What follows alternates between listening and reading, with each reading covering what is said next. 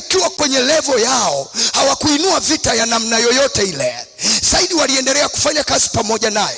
Lakini walipoona Danieli ana utendaji kazi mzuri na mfalme amebarikiwa, au Danieli amepata kibali kwenye moyo wa mfalme, Danieli ameinuliwa, Biblia inasema hali ya lango au roho ya wivu na chuki ikawaingia wale waliokuwa chini yake.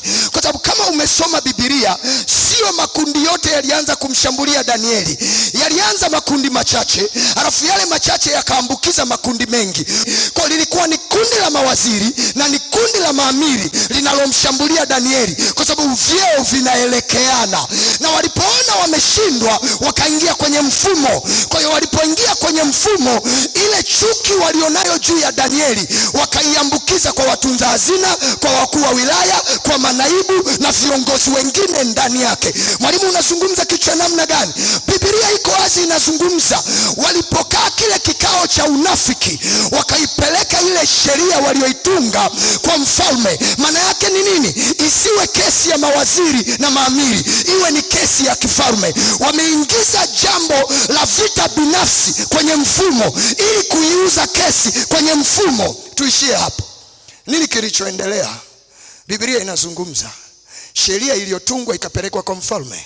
Wakamwambia mfalme, itie sahihi kwamba mtu yoyote siku 30 ambaye atamwabudu Mungu mwingine isipokuwa wewe, huyu mtu lazima afungwe na huyu mtu lazima auawe kwenye tundu la simba. Kitu gani ambacho nazungumza?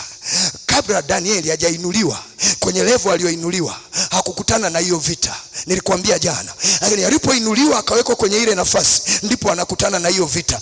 Mamdogo, hujawahi kuona unapendwa na mawifi wakati ni mchumba, alafu ukiolewa wale waliokuwa wanakupenda wakati ulikuwa mchumba ndio wanaanza kukugeuka? Unasema, mbona kabla hawajaolewa kwenye familia hawa walikuwa marafiki zangu kweli kweli, hawa walikuwa marafiki zangu kweli kweli. Unapoingia kwenye hiyo nafasi, umeingia kwenye mfumo wa huo ukoo. Roho za huo ukoo na maadui wa huo ukoo wanaanza kugeuka kukushambulia na wewe kama hautatembea kwenye namna ya mfumo unavyotaka wa kwao.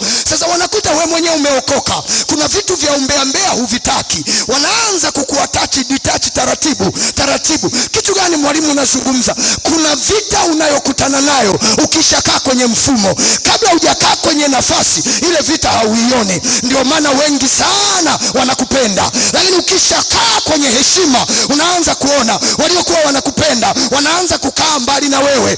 Nikasema watu wanapenda ufanikiwe, lakini hakuna anayependa umzidi kufanikiwa.